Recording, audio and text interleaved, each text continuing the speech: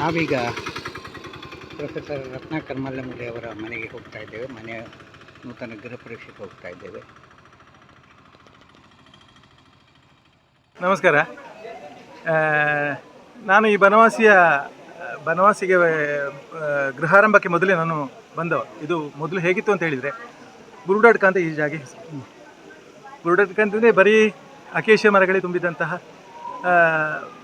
ಜಾಗ ಇದು. ಯಾವುದಕ್ಕೂ ನಮ್ಮ ಮೇಲ್ನೋಟಕ್ಕೆ ಯಾವುದಕ್ಕೂ ಆಗದಂಥ ಸ್ಥಿತಿ ಇತ್ತು, ಇಲ್ಲಿ ಕಾಣ್ತಾ ಇತ್ತು. ಆಗ ಬಂದು ತೋರಿಸಿದರು ನನಗೆ. ನಂತರದ ವೀಕ್ಷಣೆ ನಿಮಗೆಲ್ಲ ಗೊತ್ತು, ಅಷ್ಟು ಬದಲಾಗಿದೆ. ಹಾಗೆ ನಾನು ಒಂದು ದಿವಸ ಅವರ ಹತ್ರ ಪಕ್ಕ ಹೇಳಿಬಿಟ್ಟೆ, ಸರ್ ನೀವು ಒಂದು ಭಗೀರಥನೇ ಸರಿ ಅಂತ ಹೇಳಿ. ಹಾಗೆ ಸಡನ್ಲಿ ನನಗೇನೋ ಅಕ್ಷರಗಳ ಒಂದು ಸಾಹಿತ್ಯದ ಒಂದು ಆಸಕ್ತಿ ಉಂಟು ನಮಗೆ. ಸಡನ್ಲಿ ಶುರುವಾಯಿತು ನನಗೆ ಅಕ್ಷರಗಳನ್ನು ಪೋಣಿಸುವಂಥ ಒಂದು ಬುದ್ಧಿ ಉಂಟಲ್ಲ. ಹೌದೌದು. ಹಾಗೆ ಒಂದು ಪೋಣಿಸ್ತಾ ಇಂಥ ಒಂದು ಇದು ಕವನ ಸೃಷ್ಟಿ ಆಯಿತು. ಕವನ ಅಂತ ಅದು ಸಾಹಿತ್ಯದ ನಿಮ್ಮ ಭಾವನೆಗೆ ಬಿಟ್ಟದ್ದು ಕವನ ಅಂತ ಹೇಳುವ.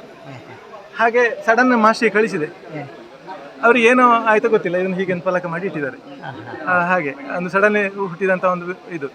ಅಷ್ಟು ಅದ ಬನವಾಸಿಯ ಭಗೀರಥ ಅಂತ ಹೇಳ್ಬೋದು, ಅಷ್ಟು ಕೆಟ್ಟೋಗಿತ್ತು ಸರ್. ಎಲ್ಲಿ ಏನು ಅಂತ ಹೇಳಿದರೆ, ಒಂದಷ್ಟು ಕುಪ್ಪಿಗಳು, ಇಡೀ ಮುಳ್ಳು ರಾಶಿ ಹೋಗ್ಲಿಕ್ಕೆ ಆಗ್ತಾ ಇರಲಿಲ್ಲ ಅಂತ ಒಂದು ಸ್ಥಿತಿ. ಹಾಗೆ ಸಡನ್ಲಿ ಇದು ಒಂದು ನೆನಪಾಯಿತು. ತುಂಬ ಖರ್ಚು ಹಾಕಿದ್ದಾರೆ, ತುಂಬ ಶ್ರಮ ಪಟ್ಟಿದ್ದಾರೆ. ಉದ್ಯೋಗದ ಒತ್ತಡದಲ್ಲೂ ಕೂಡ ನಮ್ಮಂಥವ್ರು ಸಾಮಾನ್ಯರು ಕೂಡ ಮಿಂಗ್ಲಾಗ್ತಾರೆ. ಒಳ್ಳೆಯ ಮನುಷ್ಯ. ಮತ್ತು ಏನು ಹೇಳಬೇಕು, ಇದನ್ನು ನೀವು ಈಗ ನೋಡ್ತಾ ಇದ್ದೀರಲ್ಲ, ಹಾಗೆ ಸಂಭ್ರಮ ನಮಗೆ. ಎಲ್ಲರಲ್ಲೂ ಪ್ರೀತಿ ತೋರಿಸುವಂಥ ಒಂದು ಸಾಮಾನ್ಯ ವ್ಯಕ್ತಿ, ಅದರಲ್ಲಿ ಆರ್ಟಿಫಿಷಿಯಲ್ ಏನಿಲ್ಲ. ಹಾಗೆ ಬನವಾಸಿಯ ಈ ಗೃಹ ಪ್ರವೇಶದ ಒಂದು ಸಂದರ್ಭದಲ್ಲಿ ರಚನೆ ಹಿಂದೆ ಇದೆಲ್ಲ ಕೆಲಸ ಮಾಡಿದೆ. ಖಂಡಿತ ಈ ಎಲ್ಲ ಭಾವನೆ ಕೆಲಸ ಮಾಡಿ. ಖಂಡಿತ. ಧನ್ಯವಾದಗಳು. Thank you sir.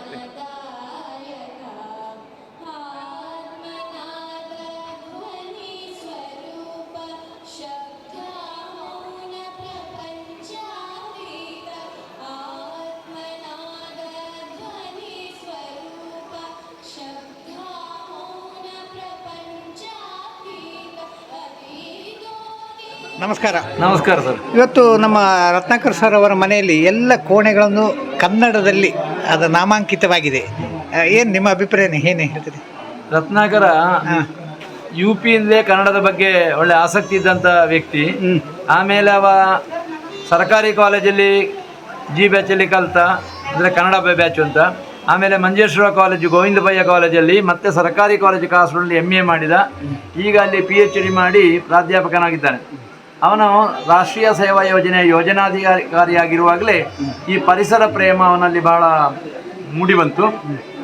ಹಾಗಾಗಿ ಪರಿಸರವು ಮನೆಯು ಒಳ್ಳೆಯ ಪರಿಸರದಲ್ಲಿರಬೇಕು ಎನ್ನುವಂಥ ಮನೋಭಾವನೆಯಿಂದ ಇಲ್ಲಿ ಮನೆ ಕಟ್ಟಿದ. ಎಲ್ಲದಕ್ಕೂ ಕೂಡ ನಾವು ಈಗ ಇಲ್ಲಿ ಬನವಾಸಿ ಅಂತ ಹೆಸರಿಟ್ಟಿದ್ದಾನೆ. ಕನ್ನಡದ ಆದಿಕವಿ ಪಂಪ ಇದ್ದ ಊರು. ಹಾಗಾಗಿ ಬನವಾಸಿ ಎನ್ನುವಂಥ ಹೆಸರೇ ಕನ್ನಡದ ಆದಿಕವಿ ಅಥವಾ ಕನ್ನಡದ ಆದಿರಾಜರುಗಳು ಆಳಿದಂಥ ಒಂದು ರಾಜಧಾನಿಯಾಗಿದ್ದಂಥ ಬನವಾಸಿ ಅಂತ ಹೆಸರನ್ನು ಇಲ್ಲಿ ಇಟ್ಟುಕೊಂಡಿದ್ದಾನೆ. ಅಷ್ಟು ಮಾತ್ರವಲ್ಲ, ಎಲ್ಲ ಕೋಣೆಗೆ ಅವನು ಕನ್ನಡದಲ್ಲಿ ಅದನ್ನು ಈಗಿನ ಹಳೆಯ ಜನರು ಮರ್ತೋಗುವ ಈ ಕಾಲದಲ್ಲಿ ಕೂಡ ಕನ್ನಡದಲ್ಲೇ ಭಾಷೆಯಲ್ಲಿ ಹೆಸರಿಟ್ಟಿದ್ದಾನೆ. ನೇಸರಾಣುಗ, ಅಲ್ಲಿ ನಮ್ಮ ಸೋಲಾರ್ನ ಇದಕ್ಕೆ ನೇಸರಾಣುಗ ಅಂತ. ಮಳೆ ಕೊಯ್ಲು ಎನ್ನುವುದು ಮಗಳು ಅಂತ ಮಾಡಿದ್ದಾನೆ. ಯಾಕಂದರೆ ಇವರ ಸಂಪ್ರದಾಯದಲ್ಲಿ ಈ ಅಳಿಯಕಟ್ಟು ಸಂಪ್ರದಾಯ, ಈ ಅಳಿಯಕಟ್ಟಿನಲ್ಲಿ ಹೆಣ್ಣು ಮಕ್ಕಳಿಗೆ ಹೆಚ್ಚು ಬೆಲೆ. ಆ ಅರ್ಥದಲ್ಲಿ ಆಗಿರ್ಬೋದು ಮಳೆ ಮಗಳು ಎನ್ನುವಳು ನನ್ನ ಮನೆಯ ಮಗಳವಳು. ಮಳೆ ಮಗಳು ನನ್ನ ಮನೆ ಮಗಳು ಅಂತ. ಮನೆ ಮಗಳಿಗೆ ಎಷ್ಟು ಇಂಪಾರ್ಟೆನ್ಸ್ ಇವರಲ್ಲಿ ಉಂಟೋ, ಅಂದರೆ ಹೆಣ್ಣು ಮಕ್ಕಳಿಗೆ ಹೆಚ್ಚು ಇಂಪಾರ್ಟೆನ್ಸ್ ಇರೋದು, ಇವರ ಪ್ರಾಧಾನ್ಯ ಇರೋದು ಇವರ ಕುಟುಂಬದಲ್ಲಿ. ಹಾಗಾಗಿ ಈ ಮಳೆ ಕೊಯ್ಲನ್ನು ಮಳೆ ಮಗಳು ಅಂತ ಹೆಸರಿಟ್ಟಿದ್ದಾನೆ.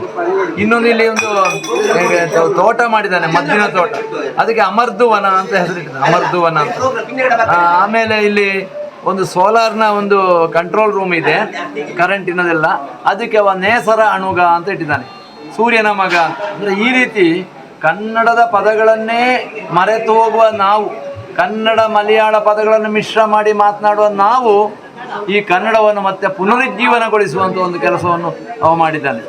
ಅಷ್ಟು ಮಾತ್ರವಲ್ಲ, ರಾಷ್ಟ್ರೀಯ ಸೇವಾ ಯೋಜನೆಯಲ್ಲಿ ರಾಷ್ಟ್ರಪತಿಗಳಿಂದ ಗೌರವ ಪಡೆದಂಥ ಒಬ್ಬ ವ್ಯಕ್ತಿ. ಅಂತ ಇಡೀ ಕೇರಳದಲ್ಲಿ ಅಂಥವ್ರು ಯಾರಿಲ್ಲ, ಅಂಥ ಒಂದು ವ್ಯಕ್ತಿ. ಮತ್ತು ಕನ್ನಡಕ್ಕೆ ಒಳ್ಳೆಯ ಕೆಲಸ ಮಾಡ್ತಾ ಇದ್ದಾನೆ. ಕನ್ನಡದಲ್ಲಿ ಕಾದಂಬರಿಗಳನ್ನು, ಇದು ನಮ್ಮ ಸಾಹಿತ್ಯವನ್ನು ಅಲ್ಲಲ್ಲಿ ಪಂಪನನ್ನು ಸ್ಪೆಷಲ್ ಆಗಿ ಅಧ್ಯಯನ ಮಾಡ್ತಾ ಇದ್ದಾನೆ. ಹಾಗಾಗಿ ರತ್ನಾಕರ್ನ ಈ ಕೆಲಸ ಉಳಿದವರಿಗೆ ಒಂದು ಮಾರ್ಗದರ್ಶನವಾಗಲಿ ಅಂತ ನನ್ನ ಒಂದು ಹೇಳುವ ಪದ ಹಜಾರಕ್ಕೆ ಇರೋದು, ಅದೀಗ ಬಳಕೆಯಲ್ಲಿ ಇಲ್ಲ. ಮತ್ತೆ ಒಲೆ ಮನೆ, ಎಲೆ ಮನೆ, ಸ್ವಲ್ಪ ಸಾಹಿತ್ಯಿಕ ಮೌಲ್ಯ ಇರುವಂಥ ಹೆಸರುಗಳು. ಮತ್ತು ಈಗಿನ ಹೊಸ ಪೀಳಿಗೆಗೆ ಅದು ಸ್ವಲ್ಪ ಗೊತ್ತಾಗಲಿ ಅಂತ. ಏನು ಹೊಸರಿಗೆ ಅಂದರೆ ನಗು ಮೊಗ ಅಂದರೆ ಎದುರು ನಮ್ಮ ಮೊಗ ಸಾಲೆ, ಮನೆಯವರು ನಗು ನಗುತ್ತಾ ಇರಬೇಕು, ಬಂದವರು ನಗು ನಗುತ್ತಾ ಇರಬೇಕು ಅಂತ. ಮತ್ತು ಸುಧಾಮ ಅತಿಥಿಗಳಿಗೆ ಮಾಡಿದಂಥ ಅವಳು. ಸುಧಾಮ ನಮಗೆ ಎರಡು ವಿಧದಲ್ಲಿ, ಸುಧಾಮ ಅಂದರೆ ಒಳ್ಳೆಯ ಒಂದು ಕೋಣೆ ಅಂತಲೂ ಮನೆ ಅಂತಲೂ ಅರ್ಥ ಆದರೆ, ನಮ್ಮ ಕೃಷ್ಣ ಮತ್ತು ಕುಚ್ಚ ಇಲ್ಲ, ಅಲ್ಲಿ ಆತಿಥ್ಯ ಅಂದರೆ ಎಲ್ಲರಿಗೂ ಸಮಾನ ಅಂತ.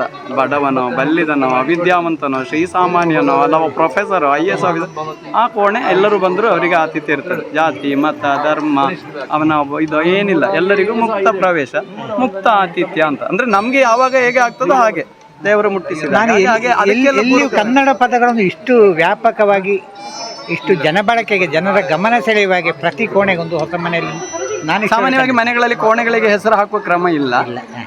ಹೆಸರು ಹಾಕಿದ್ದು ಯಾಕೆ ಅಂತ ಹೇಳಿದ್ರೆ, ಅದು ಈಗ ನೋಡಿ ಮಾಸ್ಟರ್ ಬೆಡ್ರೂಮಿಗೆ ಆರಾಮ ಅಂತ, ಅಲ್ಲಿ ಆರಾಮ ಇಲ್ಲ ಅಂತ ಆದ್ರೆ ಮತ್ತೆ ಮನೆಯೇ ಆರಾಮದಲ್ಲಿ ಇರುವುದಿಲ್ಲ.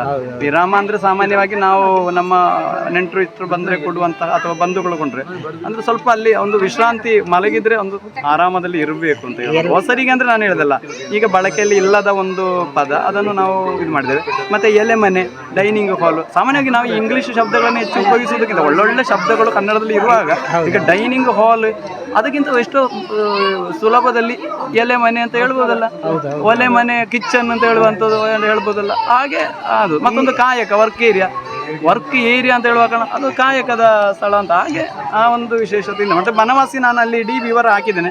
ಬನವಾಸಿ ಅಂದರೆ ಕ್ರಿಸ್ತ ಪೂರ್ವ ಕಾಲಘಟ್ಟದಲ್ಲೇ ಬಹಳ ಪ್ರಸಿದ್ಧಿ ಪಡೆದ ಟಾಲೆಮಿ ಅಂತವರು ಕೂಡ ಇದೆ, ಅದನ್ನು ಹಾಕಿದ್ದೇನೆ. ಯಾಕೆಂದರೆ ಮತ್ತೆ ಇದು 2.5 ವರ್ಷಗಳ ಒಂದು ಪರಿಶ್ರಮ.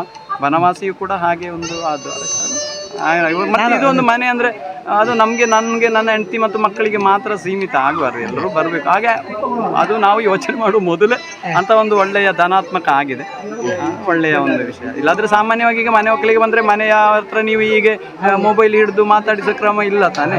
ಆಗ ಅದು ಒಂದು ಪ್ರಚಾರ ಅಂತೇಳಿ ಅಲ್ಲ, ಸಮಾಜಕ್ಕೆ ಏನೋ ಅದರಿಂದ ಸಂದೇಶ ಸಿಕ್ಕಿದ್ರೆ ನಮಗೆ ಒಂದು ಸಂತೋಷ. ಲೋನು ಈಗ ನಾವೆಲ್ಲ ಝೀರೋ ಅಲ್ಲ, ಮೈನಸ್ನಿಂದ ಬಂದವರು, ಇಡೀ ಲೋನು ಮಾಡಿದ್ದೇವೆ. ಲೋನು ಮಾಡಿ ರಿಸ್ಕ್ ಮಾಡಿ ಇಂಥದ್ದು ಮಾಡುವುದು ಕೂಡ ಒಂದು ಬದುಕಿನಲ್ಲಿ ಬೇಕು. ಸರ್ಕಾರಿ ಉದ್ಯೋಗಿಗಳು ಅಂತ ಹೇಳುವಂಥದ್ದು ಮುಖ್ಯವಾಗಿ, ಯಾಕಂದರೆ ಲೋನು ಕೊಡ್ತಾರೆ ಬ್ಯಾಂಕ್ಗಳು. ಮತ್ತು ಇಂಥ ಸ್ವಲ್ಪ ಹಸಿರು, ಮನೆಯೇ ಅಲ್ಲ, ಮನೆಯ ಸುತ್ತ ಒಂದು ಹಸಿರು ಇರಬೇಕು. ಮತ್ತು ಈ ಮಳೆ ಕೊಯ್ಲು ಕೂಡ ಹಾಗೆ ಮಳೆಯ ಮಗಳು, ಸೂರ್ಯನ ಮಗ, ನೇಸರನುಗ. ಆಗ ಪ್ರಕೃತಿಯ ಎನರ್ಜಿಗಳನ್ನು ನಾವು ಸದುಪಯೋಗ ಮಾಡಿ ಈಗ ಇನ್ನೂ ಅದು ಬಹಳ ಅನಿವಾರ್ಯ. ಇಂಥ ಎಲ್ಲ ಸಂದೇಶ ನನ್ನ ವಿದ್ಯಾರ್ಥಿಗಳಿಗಾದರೂ ದೊರಕಲಿ ಅಂತ ಹೇಳುವ ಒಂದು ಆಶೆ. ಧನ್ಯವಾದ. ನಿವೃತ್ತ ಪ್ರೊಫೆಸರ್ ಡಾಕ್ಟರ್ ಕಮಲಾಕ್ಷ ಕಾಸರಗೋಡು ಅವರು ನಮ್ಮ ಜೊತೆ ಇದ್ದಾರೆ. ಸರ್ ನಮಸ್ತೆ. ಸರ್ ನಮಸ್ತೆ.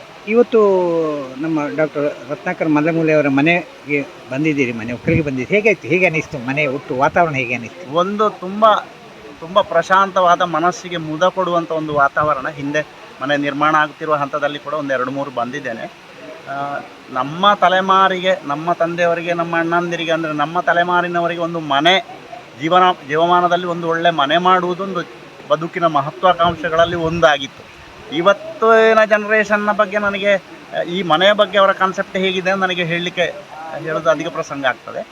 ಆದರೆ ನಮ್ಮ ಆ ಕಾನ್ಸೆಪ್ಟ್ನಲ್ಲಿ ನಮ್ಮ ರತ್ನಾಕರ ಮಲ್ಲಮೂಲೆ ಕೂಡ ಒಂದು ಮನೆ ಬೇಕು, ಚೆನ್ನಾಗಿ ಬೇಕು ಎನ್ನುವ ಒಂದು ಕಾನ್ಸೆಪ್ಟ್ನಲ್ಲಿ ಹಳತ್ತು ಹೊಸತ್ತರ ಒಂದು ಕಾಂಬಿನೇಷನ್. ಹೊಸತ್ತೇ ಇಲ್ಲ ನೋಡಿ, ಎಲ್ಲ ಪಕ್ಕಾಸು, ಮಾಡು, ಮರ, ಎಲ್ಲ ಹಳೆಯ ಪಾರಂಪರಿಕವಾದ ಉರಿಪ್ಪು ಅಂತ ಹೇಳುವ ಆ ಬೋವು ಅಂತ ಹೇಳ್ತಾರೆ, ಆ ಮರದಲ್ಲಿ ಮತ್ತು ಅತ್ಯಂತ ಚೆನ್ನಾಗಿ ಬಡಗಿಯ ಕೆಲಸ ಎಲ್ಲ ಮಾಡಿದ್ದಾರೆ. ಮತ್ತು ಮನೆ ಕೋಣೆಗಳು ಕೂಡ ಒಂದು ವಿಶೇಷವಾದ ಆಕರ್ಷಣೆಗೆ ಉಂಟು. ಅದರಲ್ಲಿ ಎಲ್ಲವೂ ಉಂಟು. ಒಬ್ಬ ಅನ್ವೇಷಕನಿಗೆ, ಒಬ್ಬ ಸಂಶೋಧಕನಿಗೆ, ಒಬ್ಬ ವಿದ್ಯಾರ್ಥಿಗೆ ಬೇಕಾದ ಒಂದು ಲೈಬ್ರರಿ ಎನ್ನುವ ಕಾನ್ಸೆಪ್ಟನ್ನು ಒಂದು ಮನೆಯಲ್ಲಿ ಇಷ್ಟು ಚೆನ್ನಾಗಿ ಮಾಡುವುದು ಕಷ್ಟದ ಕೆಲಸ, ಅದು ಅಂತಿಂತ ಸುಲಭದ ಕೆಲಸ ಅಲ್ಲ. ಹಾಗೆ ಬರೀ ಲೈಬ್ರರಿ ಅಂತಲ್ಲ, ಎಲ್ಲ ಕೋಣೆಗಳು ಯಾರಾದರೂ ಈಗ ಅತಿಥಿಗಳು ಬಂದರೆ ಒಂದು 4 ದಿನ, 1 ವಾರ ಸಂತೋಷದಲ್ಲಿ ಉಳಿಯುವ ಹಾಗೆ. ಮತ್ತು ಅವನ ಅಣ್ಣಂದಿರ ಮನಸ್ಸು ಕೂಡ, ನಾನು ಅವರ ಮನೆಗೆ ಕೂಡ ಹೋಗಿದ್ದೇನೆ, ಮಲ್ಲಮೂಲೆಗೆ ಕೂಡ. ಅಣ್ಣಂದಿರು, ಅತ್ತಿಗೆಯಂದಿರನ್ನು ಗೊತ್ತುಂಟು ನನಗೆ. ಅವರಿಗೆ ಈ ಮನುಷ್ಯ ಸಂಬಂಧಗಳು ಭಾಳ ಮುಖ್ಯ. ಒಂದು ಅಪ್ಪಟವಾದ ಪ್ರೀತಿ ಇರುವಂಥ ಒಂದು ಕುಟುಂಬ ಅದು. ಹಾಗೆ ಭಾಳ ಖುಷಿಯಾಯಿತು. ಬರಲೇಬೇಕು ಅಂತ ಹೇಳಿದ್ದು ಬಂದೆ. ನಮ್ಮ ಗೆಳೆಯರೆಲ್ಲ ಬಂದಿದ್ದಾರೆ. ಇವರು ಇಸ್ರೋದಲ್ಲಿ ತುಂಬ ವರ್ಷ ಕೆಲಸ ಮಾಡಿದ್ದವರು, ವಾಸುದೇವ್ ಅಂತ. ನಾನು ಮಂಜೇಶ್ವರದಲ್ಲಿದ್ದಾಗ ನಾವು 3 ವರ್ಷ ತುಂಬ ಚೆನ್ನಾಗಿದ್ದೆವು. ವಾಸುದೇವ್ ಇಂಜಿನಿಯರ್ ಆಗಿದ್ದರು. ನಮಸ್ತೆ ಸರ್. ಅವರನ್ನು ಕೂಡ ಪ್ರೀತಿಯಿಂದ ರತ್ನಾಕರ ಬರಲಿಕ್ಕೆ ಹೇಳಿದ ಕಾರಣ ಹಾಗೆ. ಹೇಗಾಯ್ತು ಮನೆ? ಮನೆ ನನಗೆ ತುಂಬ ಚೆನ್ನಾಗಿ ಕಂಡಿತ್ತು. ಇತ್ತೀಚೆಗೆ ಎಲ್ಲರಿಗೆ ಏನಂದರೆ ಮುಂಚೆ ನೇಚರಿಗಿಂತ ದೂರ ಹೋಗಿ ಒಳ್ಳೆ ಮನೆ ಬೇಕು, ಲಕ್ಸುರಿ ಇರಬೇಕು. ಇವಾಗ ಎಲ್ಲರೂ ಒಂಥರ ಆಶಿಸ್ತಾ ಇದ್ದಾರೆ ನೇಚರ್ ಜೊತೆಯಲ್ಲಿ ಮನೆ ಇರಬೇಕು. ಹಾಗಾಗಿ ಇದು ಅವ್ರದ್ದು ಒಂದು ಆಂಬಿಷನ್, ನೇಚರ್ ಜೊತೆಯಲ್ಲಿ ಅದರ ಮಧ್ಯದಲ್ಲಿ ಇರೋದಕ್ಕೆ. ಬಾಕಿದೆಲ್ಲ ನೇಚರಲ್ ಆಗಿರುತ್ತೆ. ಮನೆ ಅಂದರೆ ಒಳಗಡೆ ಅಲ್ಲ, ಹೊರಗಡೆ ವಾತಾವರಣ ಆ ಥರದಲ್ಲಿ ಕನ್ಸೆಪ್ಟ್ ಮಾಡಿದ್ದಾರೆ.